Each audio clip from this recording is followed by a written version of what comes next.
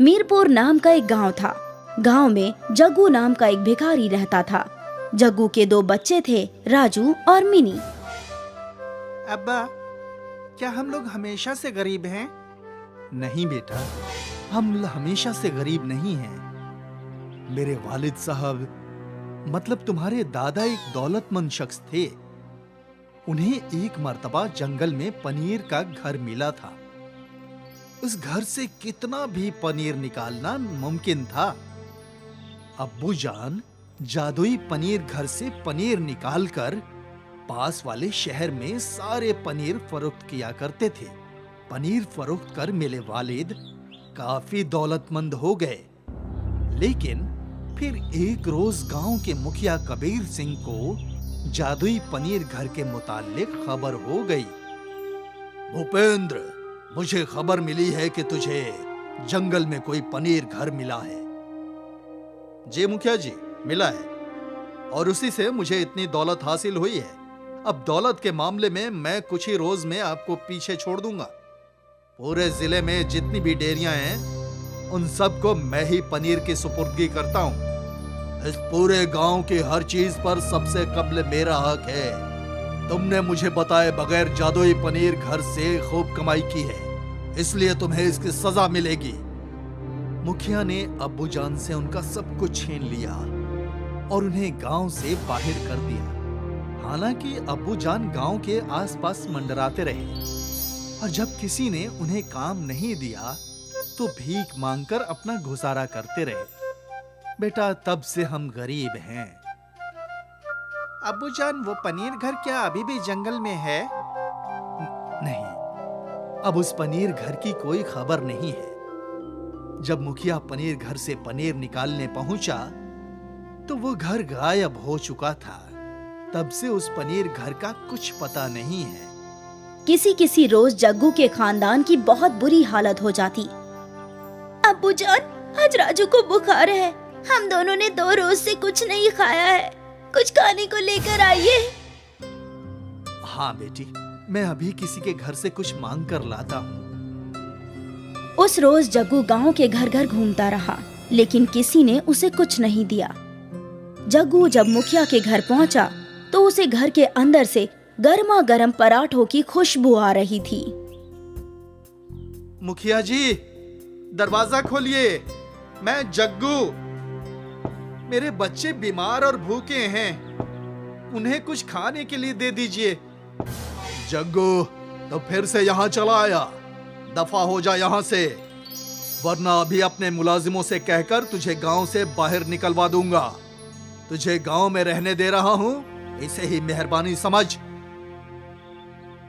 इससे कब्ल की मुखिया अपने मुलाजिमों को भेजता जग्गू सड़क पर एक कोने में छिप गया। कुछ देर बाद मुखिया घर में ताला लगाकर अपने मुलाजिमों के साथ कहीं चला गया। जग्गू ने सोचा कि वो अपने बच्चों की खातिर खाना चुराएगा। दीवार से कूदकर जग्गू मुखिया के घर में दाखिल हो गया। उसने 5-6 पराठे चुराए और भाग निकला। उस रोज जग्गू के खानदान का पराठों से पेट भरा। भरी दोपहरी में जब पूरे गांव में सन्नाटा था और जग्गू और उसके बच्चे सो रहे थे, तो एकाएक किसी ने जग्गू के घर का दरवाजा तोड़ दिया। जग्गू और उसके बच्चे खौफ के मारे कांप गए। दरवाजे पर मुखिया और उसके मुलाजिम डंडे लेकर खड़े थे। जग्गू, तेरी इतनी हिम्मत बढ़ गई है कि तूने मेरे घर में घुसकर चोरी की। सीसीटीवी कैमरे में मैं तेरी सारी हरकतें देखकर आ रहा हूं। मुलाजिमों, जग्गू की जमकर पिटाई करो और इन तीनों को गांव से बाहर फेंक दो।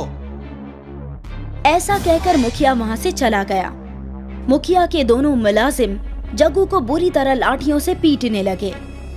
राजू और मिनी अपने वालिद को इस तरह पिटते हुए देख न पाए। दोनों ने अपनी अपनी गुलेल उठाई और मुखिया के मुलाजिमों के सीधे सिर पर गुलेल से पत्थर मारा। दोनों आदमी अपना अपना माथा पकड़कर बैठ गए। अरे मार डाला रे! अब्बू जान, जल्दी भागिए! तीनों लोग घर छोड़कर जंगल की जानिब भागे। मुखिया के दोनों मुलाजिम उनके पीछे पीछे भागे। जग्गू कहां तक भागेगा? तुझे और तेरे बच्चों को मैं नहीं छोड़ूंगा। मुखिया के दोनों मुलाजिम जख्मी शेरों की मानिंद जग्गू पर और उसके बच्चों के पीछे भाग रहे थे। ये हम किस आफत में फंस गए अब्बा, अब क्या करें? जग्गू को लग रहा था कि वो और उसके बच्चे अब नहीं बच पाएंगे। तभी यकाएक जग्गू और उसके बच्चों को पनीर का घर नजर आया। तीनों लोग पनीर के घर में दाखिल हुए। इससे कब्ल की मुखिया के मुलाजिम पनीर घर तक पहुंचते पनीर घर गायब हो गया। पनीर घर में तुम लोगों का खुशामदीद। इस जादुई घर से तुम जितना चाहो उतना पनीर निकाल सकते हो। क्या तुम वही पनीर घर हो जो मेरे वालिद साहब को मिले थे? हाँ, मैं वही हूँ। मैंने तुम्हारे वालिद को मना किया था मेरे जरिए कमाई गई दौलत का दिखावा न करना। अगर मेरे मुतालिक किसी को कुछ मालूम हो गया तो मैं गायब हो जाऊंगा। लेकिन तुम्हारे वालिद माने नहीं और आखिरकार मुखिया को मेरे मुतालिक खबर हो गई और तब मुझे गायब होना पड़ा। तुम वही गलती ना करना जो तुम्हारे वालिद ने की थी। नहीं, मैं ऐसी गलती हरगिज नहीं करूंगा और तुम्हारे मुतालिक किसी को नहीं बताऊंगा।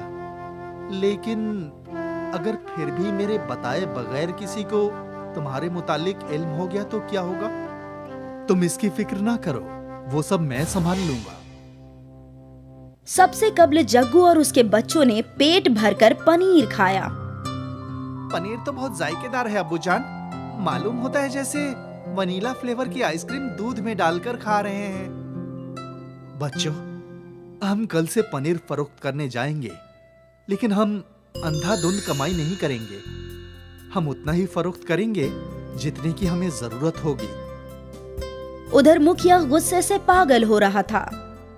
तुम दोनों ने मेरा नाम मिट्टी में मिला दिया।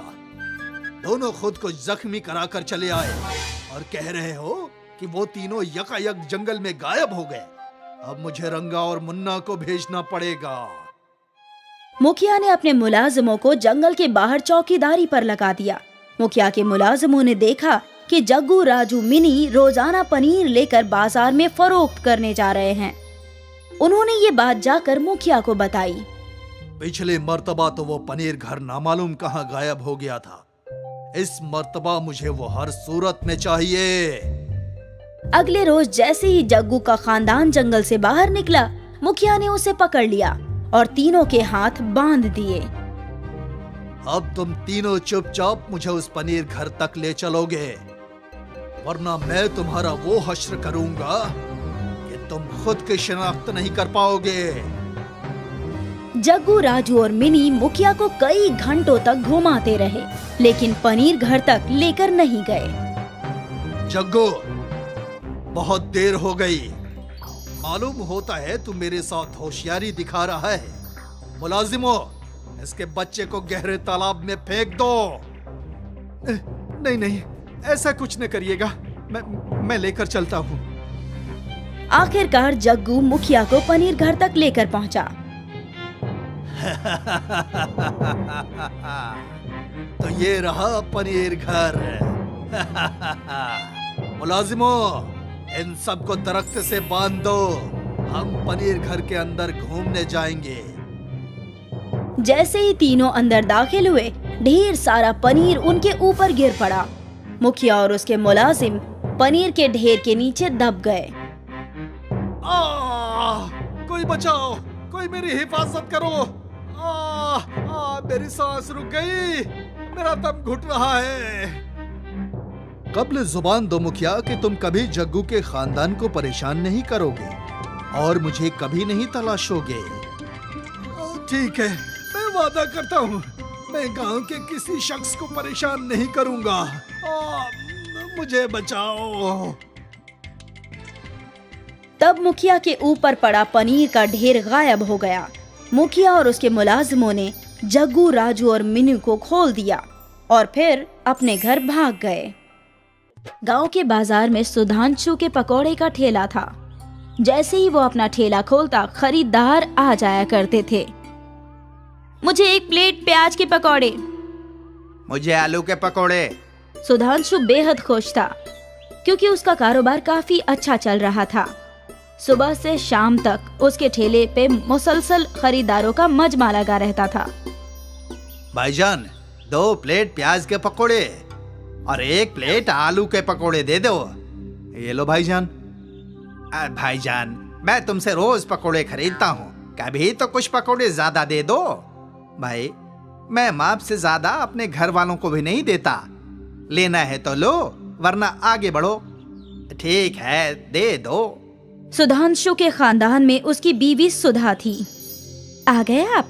मैं आप ही का इंतजार कर रही थी। मालूम है, मेरी सहेली के शौहर ने उसे नया हार दिलवाया है और एक आप हैं जो कभी कुछ नहीं दिलवाते हैं। अच्छा, पिछले माह तो तुम्हारे लिए नई साड़ी लाया था। हाँ हाँ, याद है, वो भी सेल में से। सेल हो या ना हो, लेकिन मैं लाया तो था ना। तुम्हारे जैसे कंजूस शौहर मैंने कभी नहीं देखा। हर माह खुद के लिए नए नए कपड़े खरीदते रहते हो, और एक माह तुमने मेरे लिए साड़ी क्या खरीद ली? इतना बोले जा रहे हो। क्यों ना खरीदूं? आखिर पैसे भी तो मैं ही कमाता हूँ। खुदगर्ज। सुधांशु फितरत से खुदगर्ज था। वो सिर्फ अपने मुतालिक सोचता था। सुधांशु के पकौड़े का कारोबार अच्छा चल रहा था। उसकी आमदनी भी काफी अच्छी हो रही थी। एक रोज सुधांशु की दुकान के सामने एक और ठेला खुला, गौरव का आलू पफ का ठेला। नया ठेला देखकर खरीदार वहां चले गए। अरे भाईजान, ये क्या है? ये शहर की मशहूर आलू पफ हैं। बाजी, आप एक मर्तबा खाओगी तो बार बार मांगोगी। ठीक है भाईजान, दे दो। अबे लीजिए। गौरव ने उस खातून को आलू पफ दिए। खातून ने आलू पफ चखा और वो खुश हो गई। ये तो बेहद अच्छी है, अब से मैं रोज यही खाऊंगी। वैसे भी कौन उस कंजूस पकौड़े वाले से पकौड़े खरीदेगा। सुधांशु के कई खरीदार पकौड़ी के बजाय आलू पफ खरीदने लगे और एकाएक सुधांशु के ठेले पर रहने वाला हुजूम अब गौरव के ठेले पर आ गया था। ये देखकर सुधांशु परेशान था। ये आलू पफ वाला नया है, कुछ रोज में लोग इसे भुलाकर वापस पकोड़े खाने लगेंगे। सुधांशु खुद को तसल्ली दे रहा था। खैर, दिन गुजरे, लेकिन गौरव के आलू पफ हकीकत में अच्छे थे, इसीलिए खरीदार अभी भी उसी ठेले पर नजर आते थे। इस आलू पफ वाले ने तो मेरा कारोबार ही चौपट कर दिया है। मालूम नहीं कहां से आ गया। अगर ये नहीं होता तो सब कुछ अच्छा ही चलता। सुधांशु सोचने लगा कि कैसे वो गौरव को अपने रास्ते से हटाए। गौरव बेहद खुश था। आते ही उसका कारोबार जम गया था। हे भगवान, आपका लाख लाख शुक्रिया, आपने मेरी मुसीबत हल कर दी। गौरव फितरत से भी बहुत भोला और रहमदिल था। जब भी उसके ठेले पर कोई गरीब आता, वो मुफ्त में उन्हें आलू पफ खिलाया करता था। गौरव की सारी हरकतों पर सुधांशु गौर फरमाता था। ये तो निहायती भोला है, इसे तो आसानी से बेवकूफ बनाया जा सकता है, लेकिन कब्ल मुझे इससे दोस्ती करनी होगी। और फिर इसी ख्याल से सुधांशु ने गौरव से गुफ्तगू करना शुरू कर दिया। और भाईजान, सब खैरियत? सब खैरियत है, आप फरमाइए। सुना है आपके आलू पफ बहुत ही जायकेदार हैं, कभी हमें भी खिलाइए। अरे अभी लीजिए भाईजान।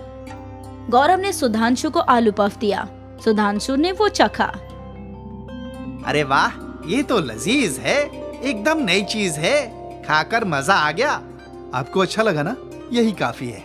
ये खास चीज तो आपको बड़ी दुकान खोलकर बनानी चाहिए। चाहता तो मैं भी यही हूँ, लेकिन दुकान खोलने के लिए पैसे नहीं है। वैसे मैं भी दुकान खोलने वाला हूँ। अगर तुम्हें वाजिब लगे तो एक साथ दुकान खोलते हैं, जिसमें 2 काउंटर होंगे। तुम आलू पफ फरोख्त करना और मैं अपने पकोड़े। मतलब साझेदारी में? हाँ वही, मैंने तो बड़े बाजार में एक दुकान भी देख रखी है। वाह, ये तो अच्छा होगा। बड़े बाजार में फरोख्त भी ज्यादा होगा। हाँ वो तो है, मैं तो कब से किसी को तलाश रहा था जो आधे पैसे लगाए और मेरा साझेदार बन जाए। बड़े बाजार में दुकान का खर्च कितना है? यही कोई 6 लाख। मेरे पास 3 है और 3 की जरूरत है। ठीक है, मैं दे दूंगा, आपको कल बताता हूँ। ठीक है भाईजान। सुधांशु गौरव को अपने जाल में फंसा रहा था। गौरव घर गया और वहाँ इसके मुतालिक उसने अपनी बीवी लता से जिक्र किया। ये तो बहुत बढ़िया है। मेरे पास 1.5 लाख तो हैं, लेकिन बाकी के 1.5 लाख कहाँ से लाऊं? आप उसकी फिक्र ना कीजिए, मेरे ये जेवर कब काम आएंगे, आप उन्हें गिरवी रख दीजिए और फिर जब आपके पास पैसे आए तो छुड़वा लेना। ठीक है, यही वाजिब रहेगा। गौरव ने लता के सारे जेवर गिरवी रख दिए और बैंक से अपने बचत किए हुए पैसे भी निकाल लिए। भाईजान, पैसों का इंतजाम हो गया है। अरे वाह, तो फिर चलो कल ही हम दोनों मिलकर वो दुकान खरीदते हैं। ठीक है भाईजान। गौरव और सुधांशु ने मिलकर मालिक को पैसे दिए और फिर मालिक ने सुधांशु को दुकान की चाबी सुपुर्द की। आखिर हमारा ख्वाब मुकम्मल हो गया। हाँ, अब एक काम करो, तुम अपने ठेले पे जाओ, मैं यहाँ मरम्मत और 2 काउंटर लगवाने का काम संभालता हूँ। कम से कम उसे बेच तुम कुछ और कमा लोगे। ठीक है भाईजान। गौरव अपने ठेले पर पहुंचा और आलू पफ फरोख्त करने लगा। कुछ रोज गुजर गए। सुधांशु का पकौड़े का ठेला बंद ही था। एक हफ्ते बाद जब गौरव दुकान देखने गया तो उसने देखा कि सुधांशु कब्ल से ही वहाँ पकौड़े फरोख्त कर रहा है और दुकान में बस एक ही काउंटर है। अरे भाईजान, काउंटर तो मस्त है, लेकिन मेरा काउंटर कहाँ है? कैसा काउंटर? कौन सा काउंटर? ये दुकान मेरी है, यहाँ बस एक ही काउंटर रहेगा। ये तो सरासर धोखेबाजी है। इस दुकान के आधे पैसे मैंने दिए हैं। अच्छा, तुम्हारे पास कोई सबूत है? और अगर है तो जाकर मेरे खिलाफ मामला दर्ज कराओ। गौरव को समझ में नहीं आ रहा था कि वो क्या करे। उसके तमाम बचत के पैसे जाया हो गए थे। गौरव रोते हुए जंगल की जानिब चल पड़ा। हे भगवान, ये क्या कर दिया? मैंने क्या सोचा था और ये क्या हो गया? इससे बेहतर होता कि मुझे मार ही देते। गौरव का रोना सुनकर दरखस की देवी उनके रूबरू हाजिर हुई। गौरव, तुम्हें परेशान होने की जरूरत नहीं। तुम तो एक नेक दिल इंसान हो। तुमने कई लोगों की मदद की है और वही नेकी आज तुम्हारे काम आएगी। वो कैसे? इस दरख्त की शाख में हाथ डालो, जो भी तुम्हें हासिल होगा वो तुम्हारा होगा। ठीक है। गौरव ने दरख्त की शाख में हाथ डाला तो उसके हाथ में सोने के सिक्के आए। गौरव ने मुट्ठी भर के सिक्के बाहर निकाल लिए। आपका शुक्रिया, बहुत बहुत शुक्रिया। इस सोने से मेरी जिंदगी बदल जाएगी। ख्याल रहे, नेक काम करना मत भूलना। मैं हमेशा लोगों की मदद करता रहूंगा। गौरव ने लता के जेवर छुड़वा लिए, नया घर ले लिया और एक दुकान भी खरीद ली। आखिर उसे जो भी चाहिए था वो सब हासिल हो गया। वहाँ दूसरी जानिब सुधांशु की बेईमानी की वजह से उसका कारोबार डूब गया। उसे दुकान फरोख्त करनी पड़ी और वो वापस सड़क पर आ गया। इसीलिए कहते हैं, नेकी करके खुदा से पाओ और बुरे काम का बुरा नतीजा। लखनपुर नाम के कस्बे में सुषमा अपने बच्चे और शौहर राम दुलारे के साथ रहती थी। सुषमा का शौहर अपाहिज था, इस वजह से सुषमा ही घर की देखभाल किया करती थी। इसलिए सुषमा घर चलाने के लिए अपने भतीजे करण के साथ जलेबी की दुकान चलाया करती थी। करण झगड़ालू और बेईमान किस्म का इंसान था। हमेशा लोगों से झगड़ा और हमेशा गुस्से में रहता था। उसे अपने मामा की सारी जमीन और जायदाद हड़पनी थी। बेटा करण, जाकर दुकान खोल दो, मैं दूसरे कामों में व्यस्त हूँ। मैं कोई काम नहीं करने वाला। आप मामी होकर मुझसे काम करवाती हैं। आपको शर्म नहीं आती? मैंने तुमसे पहाड़ तोड़ने को तो नहीं कहा ना, बस इतना ही कहा कि दुकान खोल दो। करण वहाँ से गुस्से में दुकान खोलने चला जाता है। भाईजान, मुझे जलेबी के साथ दही भी देना। ये तुम्हारा तीसरी बार है जो तुम मुझसे दही मांग रही हो। जाओ, अब मैं नहीं दूंगा। तो क्या तुम मुझसे झगड़ा करना चाहते हो? तुम्हारा तो ये रोज का ही काम है। उन दोनों में बहस हो ही रही थी कि वहाँ पर सुषमा आ गई। देखिए चाची जान, ये मुझसे कैसे झगड़ा कर रहा है। यहाँ पर रुकना ही बेकार है। मैं चला, मुझे यहाँ पर नहीं रहना। करण वहाँ से बहस करके चला जाता है। सुषमा अकेले ही पूरा दिन दुकान चलाती है। और शाम को थक हार कर अपने शौहर राम दुलार से सारी बातें बता देती है। आप उसे समझाते क्यों नहीं? मैं जानता हूँ सुषमा, मैं उससे एक बार बात करके देखूंगा। जी करिए और जल्दी करिए, दिन पर दिन उसका भविष्य खराब ही होता जा रहा है। राम दुलार करण को आवाज लगाकर बुला ही रहा होता है कि करण आधी रात को अपने दोस्तों के साथ आवारागर्दी करने चला जाता है।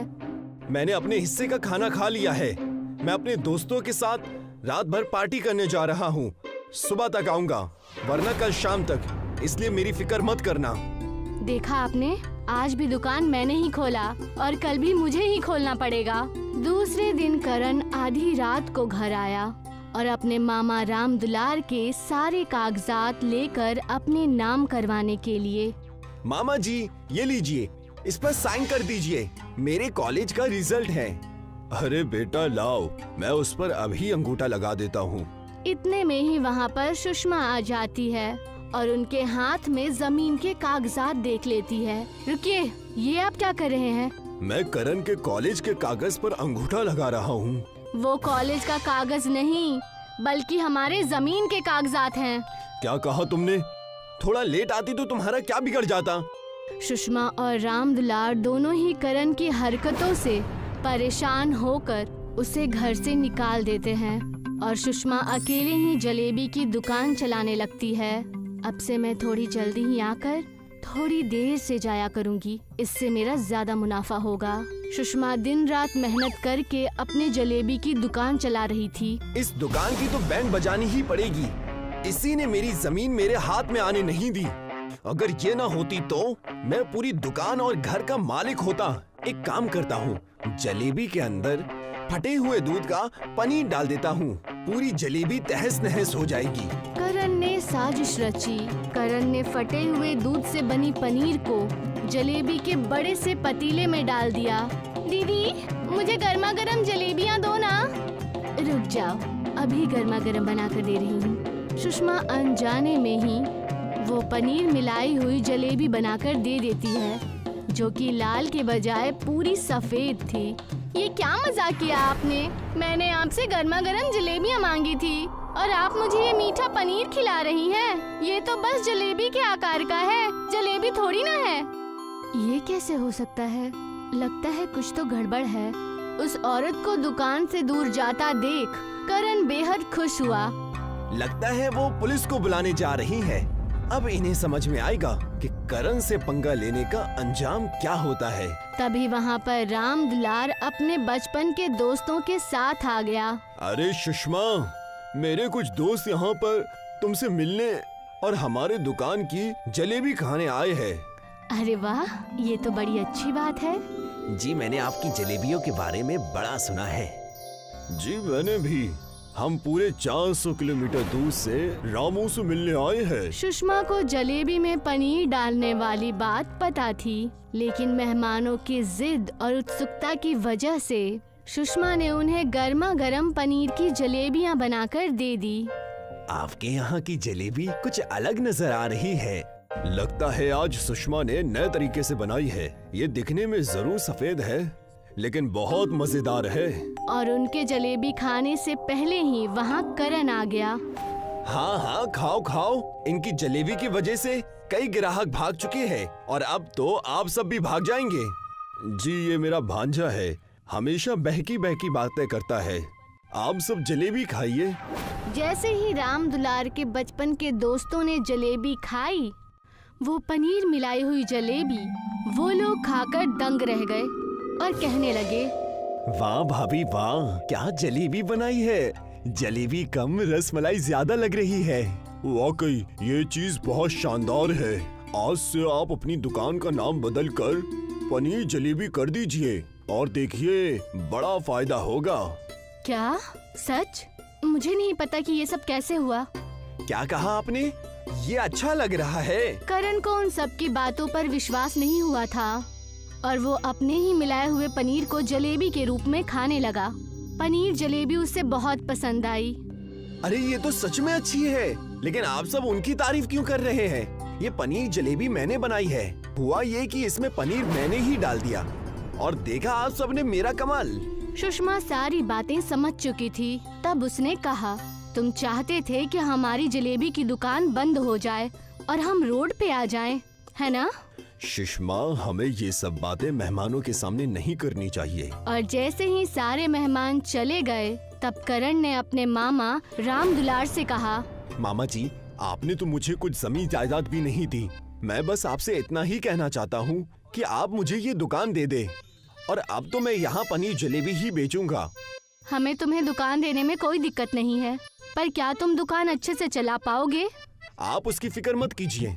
अगर आपको लगे कि दुकान अच्छे से नहीं चल रही है तो आप ये दुकान ले लीजिएगा। ठीक है बेटा, हम ऐसा ही करेंगे। करण दिन रात मेहनत करके अपने पनीर की जलेबी के दुकान में काम करने लगा, लेकिन करण के दोस्त, जिनके साथ वो आवारागर्दी किया करता था, वो इस बात से बिल्कुल भी खुश नहीं थे। और उनमें से एक जिगरी दोस्त उनसे कहने लगा, चल करण, चलते हैं। मैं तुम्हारे साथ नहीं आ सकता। मुझे मेरी दुकान संभालनी है। मामा मामी ने भरोसा करके मुझे ये दुकान दी है। करण की बात न मानने पर करण के दोस्तों को उस पर गुस्सा आ जाता है और वो उसका धंधा चौपट करने के लिए षड्यंत्र रचता है और एक बाबा के साथ मिलकर उसकी दुकान पर काला जादू करा देता है। करण के दुकान पर न होने की वजह से वो उस बाबा का दिया हुआ ताबीज पनीर जलेबी की दुकान में लगा देता है। अब आएगा मजा। जब हम बिगड़े हैं साथ में तो तरक्की उसकी अकेले की क्यों? ये तावीज कैसी? लगता है सुषमा ने यहाँ पर रख दी। मैं इसे अपनी कलाई में बांध लेता हूँ। और जैसे ही राम दुलार ने वो ताबीज अपने कलाई में बांधी, वो उस कुर्सी से उठ खड़े हुए। यानी उस काले जादू की वजह से वो बिल्कुल तंदुरुस्त हो गए और वो फिर से चलने लगे। ये क्या? मैं चल रहा हूँ। मेरे पैर ठीक हो गए। ये तावीज तो कमाल की है। मालिक, तेरा हजारों बार शुक्र है। वहीं दूर खड़ा करण का दोस्त ये सब कुछ देख रहा था और वो देखकर वो दंग रह गया। और उसके बाद वो उस बाबा के पास गया। तब बाबा ने उससे कहा, तुमने ये सोच भी कैसे लिया? तुम जैसे धोखेबाज की मदद मैं बस ऐसे ही करूँगा। 20 साल पहले की बात है। उस दुकान पर एक बेटी ने मेरी भूख मिटाई थी, मुझे जलेबियाँ खिलाकर। इसीलिए मैंने ये मेहरबानी की है। अब जब भी कोई उस दुकान की पनीर जलेबियाँ खाएगा, वो हमेशा खुश रहेगा और उसकी बीमारी भी ठीक हो जाएगी। मुझे माफ करना बाबा, मेरे मन में जलन हो रही थी। और वैसा ही हुआ। उनकी जादुई पनीर जलेबी बहुत अच्छे से चलने लगी। करण के मेहनत की वजह से उसके मामा मामी उससे बेहद खुश थे और सब लोग मिलकर अब खुशी खुशी रहने लगे।